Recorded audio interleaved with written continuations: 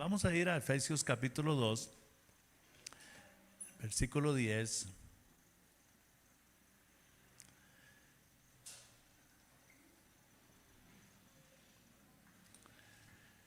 Dice la escritura, Efesios 2:10, dice, porque somos hechura suya. Él es nuestro fabricante, amén.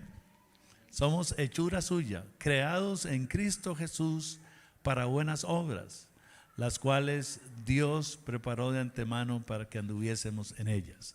Muy clara la escritura aquí, hermanos, por todo lado, pero en este versículo que estoy tomando hoy, que dice que somos hechura suya. Dios nos ha creado. Y cuando Dios nos creó en comunidad. Este es un asunto importantísimo, ¿verdad? Dios crea a Adán y Eva, y vamos a ver ahí dentro de un momento el pasaje, pero Dios no nos creó para vivir como seres individualistas.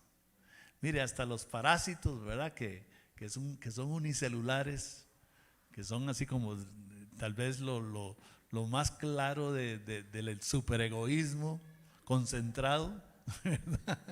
Necesitan de otro cuerpo para poder subsistir, ¿verdad?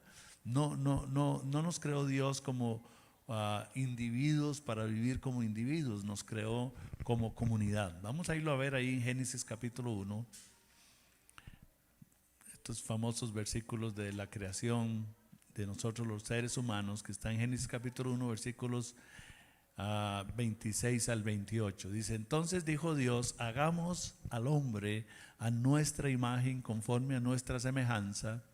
Y luego dice, señoree en los peces del mar. Versículo 27 dice, creó Dios al hombre a su imagen, a imagen de Dios lo creó, varón y hembra los creó. Y dice el versículo 28, y los bendijo Dios y les dijo, fructificad y multiplicados. Vea cómo Dios quería esta multiplicación, quería muchos. Fructifiquen, multiplíquense, llenen la tierra. Pero me llama la atención, hermanos, no sé si ustedes lo pueden notar en el versículo 26, que Dios, cuando Dios se propone hacer a la raza humana, Él dice, hagamos al hombre a nuestra imagen, conforme a nuestra semejanza. Es extraño que Dios hable aquí en plural, hagamos. Y en el tema de comunidad, es maravilloso ver, pensar y meditar en lo que es el ser mismo de Dios, la esencia de la naturaleza de Dios mismo, que hay algún principio que Dios ha establecido en todo lo que Él hace, que Él nunca nos manda a hacer algo que Él mismo no haga. Esa es una máxima que tiene Dios para sí mismo en su perfección. Dios es un ser perfecto, amén. Y Él nunca nos manda a hacer algo que Él no haga. Interesantemente, vemos aquí que Dios dice hagamos. ¿Por qué dice hagamos? Y dice nuestra imagen, nuestra semejanza. Bueno, nosotros sabemos por el resto de la palabra de Dios que Dios es trino, Padre, Hijo y Espíritu Santo. Y todo este misterio, ¿verdad? Que así se llama el misterio porque realmente nos cuesta entenderlo mucho, de Dios en uno. Dios, la palabra de Dios dice en otros lugares de una manera muy explícita, muy fuerte, muy enfática, dice, porque Jehová, dice el Señor, uno es. Y lo enfatiza mucho, hermanos. Y la razón es porque en esos tiempos, ¿verdad? Las culturas, que los que no eran israelitas adoraban a muchos dioses, eran politeístas. Y por, ¿verdad?, que no cayeran ellos en el pensamiento de las diferentes manifestaciones de Dios, que Dios era muchos dioses. Entonces Dios enfatiza demasiado el hecho que Él es uno, es Jehová el Señor, uno es. Jehová el Señor, uno es. Sin embargo, vemos aquí que dice, hagamos al hombre a nuestra imagen. De hecho, la palabra que se traduce Dios en hebreo, que es la palabra Elohim, es una palabra que es tanto singular como plural. Se puede traducir tanto Dios como dioses. El asunto entonces es, hermanos, que sabemos, otra vez, en el resto de la escritura sabemos que Dios es tres en uno. El misterio para nosotros es cómo es solo uno siendo tres. Y ese es el famoso misterio. Pero lo importante de esto, hermanos, es que en el mismo ser de Dios, Dios es comunidad. Dios mismo en su ser, aparte de todos los seres que podamos pensar que Él ha creado, o antes de crear al hombre, los seres que Él había creado, Dios en algún momento existió solo Él. Amén. Si Él creó todas las cosas, en un momento estaba solamente Él. Y ese algún momento fue un momento muy eterno, no fue unos cuantos minutos, ¿verdad? Entonces, Dios en su perfección, Él es trino, es comunidad, es Padre, Hijo y Espíritu Santo. Entonces, ni Dios mismo es individualista. Yo quiero llamarle la atención a este punto, que nos va a ayudar mucho en el resto del mensaje del sermón de esta mañana, que Dios ni siquiera en sí mismo es individualista, es tres. Se deben dar cuentas el uno al otro, consultan las cosas, que dice, hagamos al hombre. Allá en Isaías el Señor pregunta, dice, ¿y quién irá por nosotros? ¿A quién enviaremos? Un consejo, un concilio donde Dios pregunta. No hay arbitrariedad en Dios, hermanos. Esto es un tema demasiadamente fuerte. Espero que el Espíritu Santo nos ayude a percibirlo de lo que es la esencia de la misma, el mismo ser de Dios, Dios como comunidad. Y entonces cuando Él viene y va a crear, de su esencia sale comunidad. Amén. Crea al hombre y luego le dice multiplíquese. O sea, aquí no va a ser recuérdense cuando está con Adán, que ya había creado todas las cosas, de último crea a Adán, y Adán lo que significa es humanidad, creó a la humanidad en un solo ser. Y Dios mismo lo dice, ya después de que Adán nombró todos los animales, hizo todo lo que tenía que hacer, entonces Dios dice, no es bueno que el hombre esté solo. Lo que está diciendo Dios es, no es bueno que el hombre esté como un individuo. No es bueno, y hermanos, déjenme proclamar hoy en el nombre del Señor, y que las huestes potestades tiemblen con esta proclamación que voy a hacer en medio siglo XXI, en medio a una cultura totalmente individualista. Déjenme proclamar que Dios es comunidad y Dios no es arbitrario. Dios no es arbitrario, hermanos. No es un asunto que Dios opera por sí mismo y a favor de sí mismo. Es interesante estudiar esta parte de la naturaleza de Dios, aun cuando Él hace mandamientos. Cuando Dios crea los mandamientos y le dice, vamos a pensar solo en nosotros, la raza humana, y nos dice, haga tal cosa, no haga tal cosa. En ningún momento Dios está pensando en Él. No es un asunto egoísta, ¿verdad? Usted ha visto que cada uno de nosotros tenemos nuestra manera de ser, ¿verdad? Y entonces nos gustan las cosas de cierta manera, ¿verdad? Y si nos preguntan por qué, es que así es como me gusta a mí, ¿verdad? En los pleitillos esos que se dan entre esposos, ¿verdad? Mucho del problema es ese egoísmo, exactamente. Yo le enseño a las parejas que la primera clase que les doy se llama el enemigo número 1 de toda relación matrimonial. Y les enseño que es el egoísmo. Es que yo quiero las cosas a mi manera. Entonces cuando vas a entrar, te vas a limpiar los zapatos, porque acabo de limpiar yo, ¿verdad? Y los hombres somos, de todas maneras, somos medio, somos torpecitos, la verdad que sí. Y se nos olvida, esposas, no, yo sé que les cuesta creer esto a ustedes, pero se nos olvida. Ni siquiera, sí. No, ni siquiera es por maldad, ¿verdad? No es que, ay, qué rico, acaba de limpiar mi esposa, voy a entrar. No, torpemente se nos olvida. Ellas no lo creen, pero es la verdad.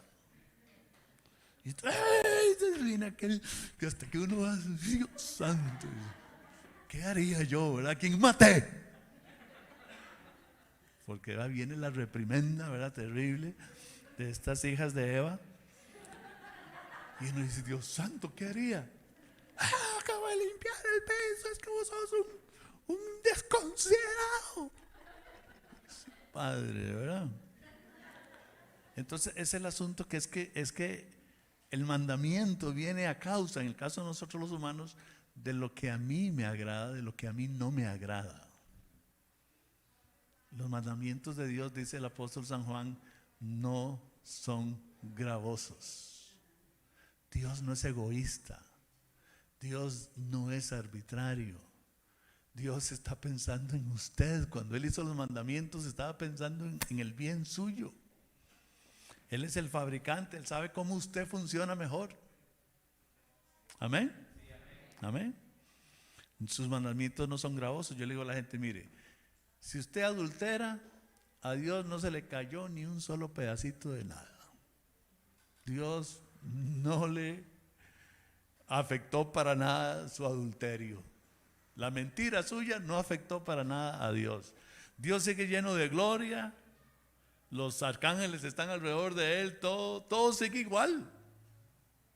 ¿A quién le fue mal? ¿Ah? A usted. El que perdió fue usted. Dios no mentirás. Ay, es que este Dios, es que lo que quiere es que yo haga todo. No, Dios queda igualitito, no pasa nada. Usted es el que pierde. Amén. Entonces Dios es comunidad en sí mismo, hermanos, es muy, muy importante. Vamos a un pasaje en Mateo 16.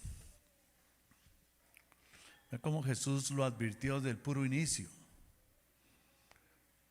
Bueno nos haría en esta mañana y que esto lo tomemos como un modelo, hermanos. Como que pensáramos que todos aquí, nadie es cristiano, solo yo, ¿verdad? Estoy hablándoles aquí la palabra. Vamos a pensar eso por un momentito. Y este es el mensaje que debieron habernos predicado desde el inicio, porque este es el mensaje que Cristo predica desde el inicio.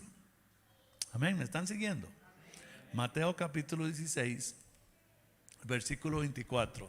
Entonces Jesús dijo a sus discípulos: si alguno quiere venir en pos de mí, ¿verdad? Ya que yo hiciera la pregunta aquí, no me contesten, pero estamos haciendo aquí un drama. Que yo hiciera la pregunta aquí: ¿quiénes quieren seguir a Jesús? Porque es lo que está diciendo Jesús aquí, ¿verdad?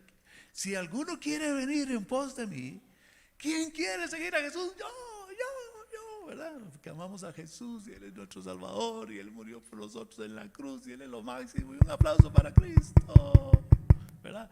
¿Quién quiere seguir a Jesús? Bueno, Jesús dice: si alguno quiere venir en pos de mí. Note la escritura, que estas son palabras de la boca de Jesús. ¿Qué dice? Niéguese a sí mismo, tome su cruz y sígame. Hermanos, el primer paso de la vida cristiana es aprender a negarse a uno mismo. No, pero nos dicen: venga a Cristo y el Señor te va a dar casas, y el Señor te va a dar el trabajo que estás pidiendo, y el Señor te va a dar el novio y la esposa que querés. ¿Sí o no? Es el evangelio que nos han predicado, hermanos. Pero Jesús está diciendo: no. El primer paso que tienes que dar, si quieres seguirme, es que debes negarte a ti mismo. ¿Cuántos de nosotros estamos claros, hermanos, que es el mensaje totalmente contrario al que hoy en día vive la raza humana? El asunto de los derechos, de reclamar aquí, reclamar allá. Que el Espíritu Santo nos ayude y que la gracia del Señor me cubra, porque sus caras están muy, muy serias esta mañana.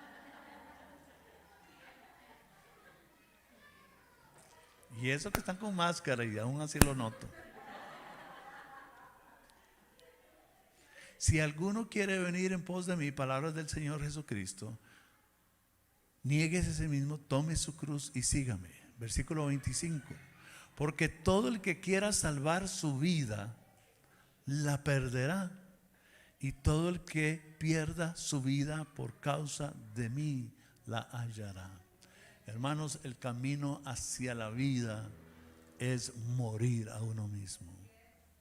Es la negación, es estar súper alertas, con las antenitas de venir bien afinadas, ¿verdad? con todos los sensores prendidos, cada vez que se asome algún sentido de egoísmo, entender que ese camino me lleva a la muerte. El que pierde su vida por mi causa la va a encontrar. El individualismo entonces, hermanos, lleva a la muerte, una muerte emocional, una muerte relacional. No nos ayuda en las relaciones, nos crea mucho conflicto, hermanos. Este es el problema de los esposos, las parejas, este es el egoísmo. En los trabajos se gastan millones de dólares, hermanos, por conflictos humanos en las empresas. En los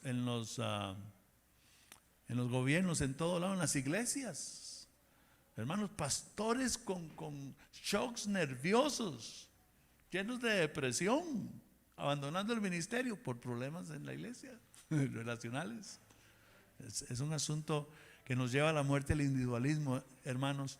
También en la parte social, claro que sí, nuestra sociedad está hecha a pedazos, porque el enemigo ha sido inteligente en incentivar de una manera exagerada el individualismo.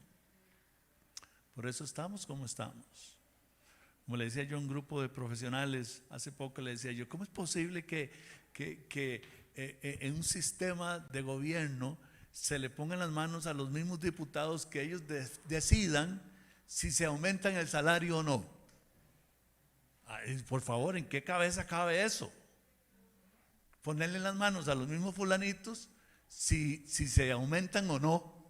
A ver, adivinemos qué van a decidir.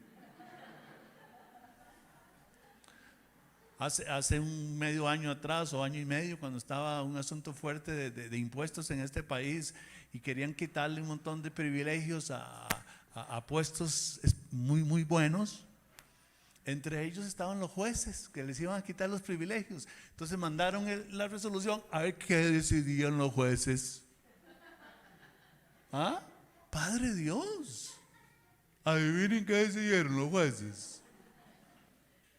Se iban a quitar los privilegios.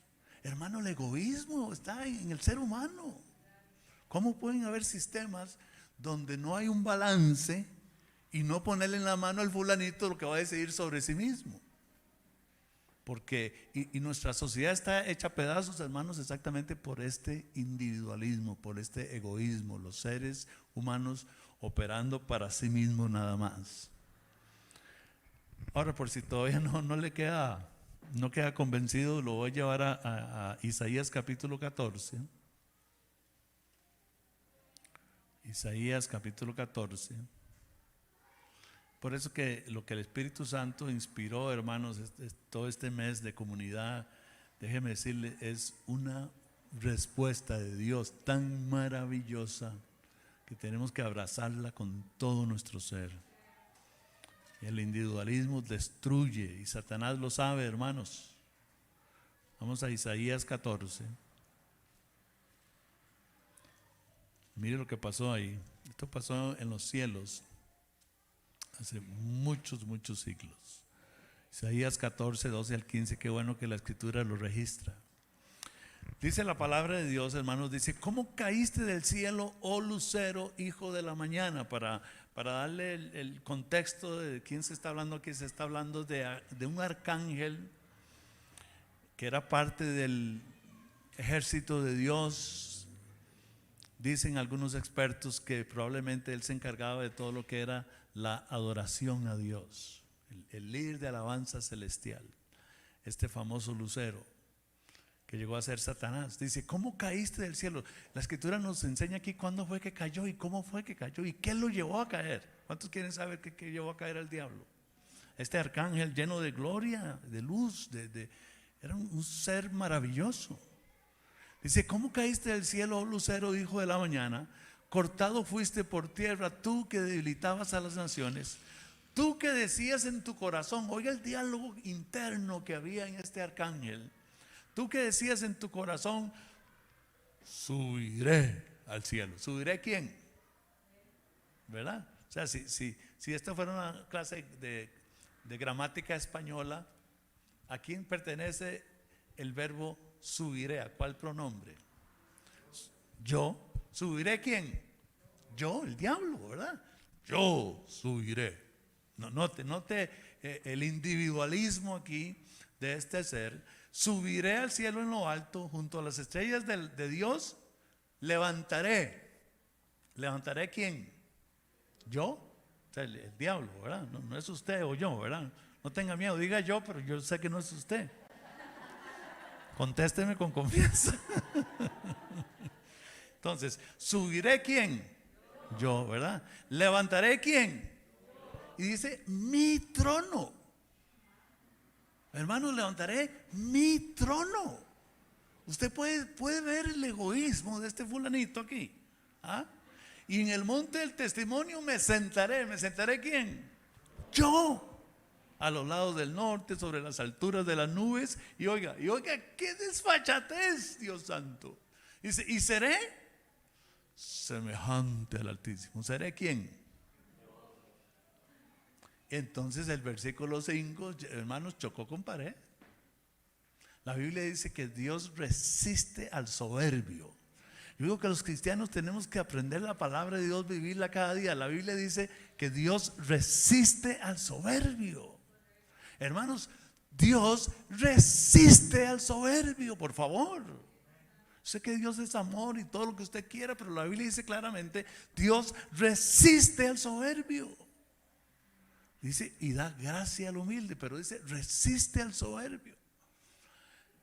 Este fulanito dice, mas tú derribado eres hasta el Seol, a los lados del abismo. Hermanos, de estar ahí de los asistentes personales de Dios, de quizás ser el ser que guiaba toda la adoración al Dios creador del universo, fue derribado y cayó hasta el infierno, el Seol, a los lados del abismo. Hermanos, la Biblia es clara en enseñarnos que el inframundo, donde está el infierno, donde está todos estos seres que lo siguieron a él, dicho sea de paso, y otros ángeles que cayeron en otros momentos, ese es el inframundo. Satanás gobierna ahí, él está ahí, él mora ahí, desde lo más sublime hasta el mero infierno. Ahora noten lo que dice la escritura, hermanos. Ya vimos lo que pasó aquí, lo que le pasó a este ser. ¿Qué fue lo que lo llevó a esto a él? El individualismo. El individualismo. Vamos a Primera de Timoteo, capítulo 3. Mire lo que dice la palabra de Dios, hermanos, siempre haciendo referencia a este arcángel. Primera Timoteo 3:6. Dice, hablando de los requisitos de los obispos, de los líderes espirituales, ¿verdad? Que nos da la palabra de Dios, cuáles son los requisitos. Dice que no debe ser un neófito. La palabra neófito significa novato. O sea, una persona que está muy nueva, ¿verdad? Y entonces que la pongan de anciano, de líder espiritual. Dice que no, que los muy nuevitos no. Y da una razón. Dice, no un neófito, no sea que envaneciéndose, ¿están siguiendo? No sea que envaneciéndose caiga en la condenación del diablo. Acabamos de verlo. ¿Qué condenó al diablo? El orgullo, el individualismo. Y una persona muy nueva, si la ponen, si la exaltan, se llena de orgullo, eso es lo que está diciendo, y entonces cae en la condenación del diablo. Amén. Así que mis amados hermanos, muy importante esta verdad bíblica maravillosa de la comunidad. Estaba buscando yo un corito, y tal vez David me puede ayudar mejor a lo que voy a decir yo ahora. Tal vez él sí conoce. Yo estaba buscando un corito, hermanos, para este sermón de hoy, que pudiéramos cantar, que hablara de la comunidad, que hablara de la iglesia como cuerpo. Y solo encontré coritos católicos. Los evangélicos, puro yo, Dios y yo. Ahora, al rato hay, yo no quiero criticar a los evangélicos, ¿verdad? Al rato hay algunos, yo no lo encontré. Casi me dieron, así estuve tentado de poner uno católico por lo menos. Hoy, Ahora, ¿cuántos aquí y los que tenemos un trasfondo católico, el caso mío, tenemos lo que voy a decir? La Iglesia Católica es más enfática en la importancia de la iglesia. Y por eso ellos sí tienen cantos que hablan de la iglesia y del cuerpo. Nosotros, bueno, yo no voy a decir que no tenemos, sí me encontré uno, pero era muy aburridón. Sí, voy a ser honesto porque sí encontré uno, muy aburridón, ¿verdad? Y yo andaba buscando algo más salsita, ¿verdad? Por supuesto, pero demasiado aburridón. Pero hermano, ¿cómo costó encontrar un corito que hable de la iglesia? Al rato les estoy dejando aquí una tareita, ¿verdad?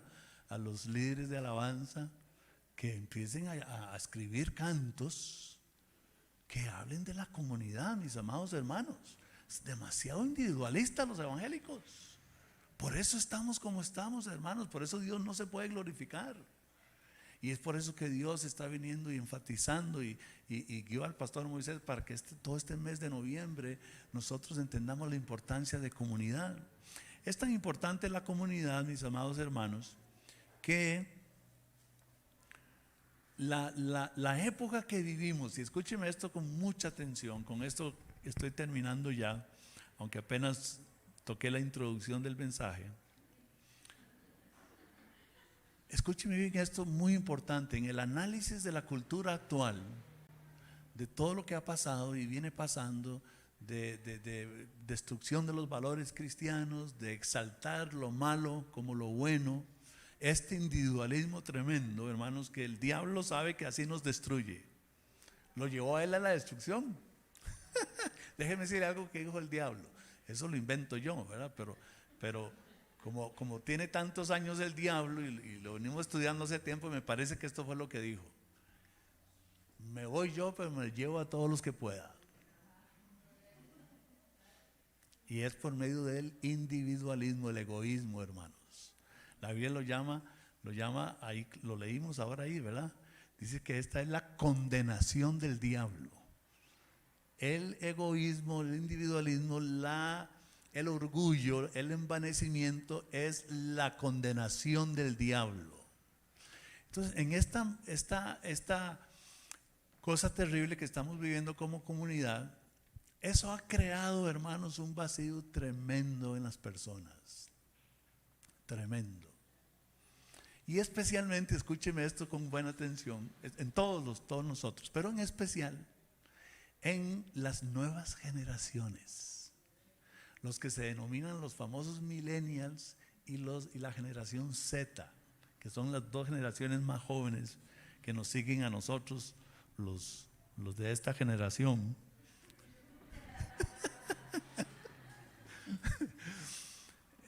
Escúcheme bien, especialmente en los millennials y zetas, les ha creado un vacío tan terrible que una de las cosas que les va a ser más atractivas a ellos, escúchenme con buena atención, por favor. Una de las cosas que les va a ser más atractivo es comunidad. Dios santo, ¿no está el Señor a cargo de todo? Amén.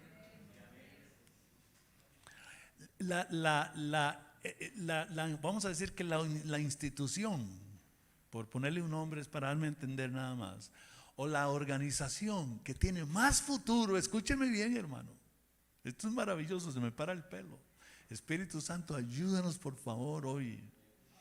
La organización que tiene más futuro en los próximos 30, 50 años se llama la Iglesia del Señor Jesucristo. Si entendemos lo que es comunidad. Los entendidos en esto, hermanos, en los próximos 10, 20 años, ellos están visualizando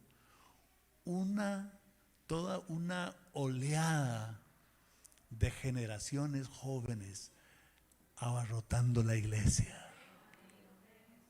Solo si se entiende el poder de comunidad. Las iglesias que no entiendan esto y que sigan alrededor del yo, ¿verdad? Viva el yo, viva el yo, viva el yo. En 10, 15 años se habrán desaparecido. Pero mire qué interesante cómo el Señor agarra lo que es malo, todo esto, toda esta oleada que el diablo ha mandado, individualismo que viene de por décadas, hermanos. Ahora vemos lo máximo que es la autodestrucción que tenemos hoy en día de los seres humanos, dándole más importancia a los animales que al ser humano. Los seres humanos transformándose en cualquier cosa menos humanos. Es lo máximo de la autodestrucción que estamos viendo, hermanos. Pero escúcheme bien, la respuesta de Dios es comunidad. Es comunidad. Y nosotros necesitamos someternos al Señor y decirle: Señor, queremos crecer y queremos seguir en tu modelo. Amén. Usted va al libro de los Hechos y así fue como empezó la iglesia. Yo los llevé hasta el mismo ser de Dios, que Él es comunidad, y todo lo que Él crea es comunidad, crea familia, crea comunidad, crea muchos. He hablado también y he criticado a nosotros, la iglesia evangélica, que somos muy yoístas, y esto nos está destruyendo, amados hermanos, y que necesitamos verdaderamente crecer en este tema de la comunidad, porque es la respuesta también para las nuevas generaciones. Amén. ¿Cuánto dan gracias al Señor? Tenía todo un esquema aquí para vacilar un ratito juntos con el tema de comunidad, pero el tiempo me atropelló. Pero yo creo, hermanos, que he dado la palabra que Dios quiere que nosotros escuchemos. Amén. Vamos a orar. Padre amado, te damos gloria, honor y alabanza por este tema que tú, Señor, has puesto y pusiste en el corazón del pastor Moisés. Padre, que no sea un tema de un mes, que sigamos creciendo en esta gran realidad. Primero, porque es la esencia misma tuya, Señor, que no podemos perder. Pero segundo, también porque la condición del mundo hoy, Señor, la gran respuesta es una iglesia cristiana que vive comunidad. Señor, ayúdanos a tomar la cruz día a día, a morir a nosotros mismos, a que Jesús sea el Señor verdaderamente de nuestra vida, a las decisiones que tomemos, Señor, que siempre estemos pensando en amarte a ti y amar al prójimo, el bien para el prójimo. Como la primera escritura que leímos, Señor, que tú nos creaste para buenas obras.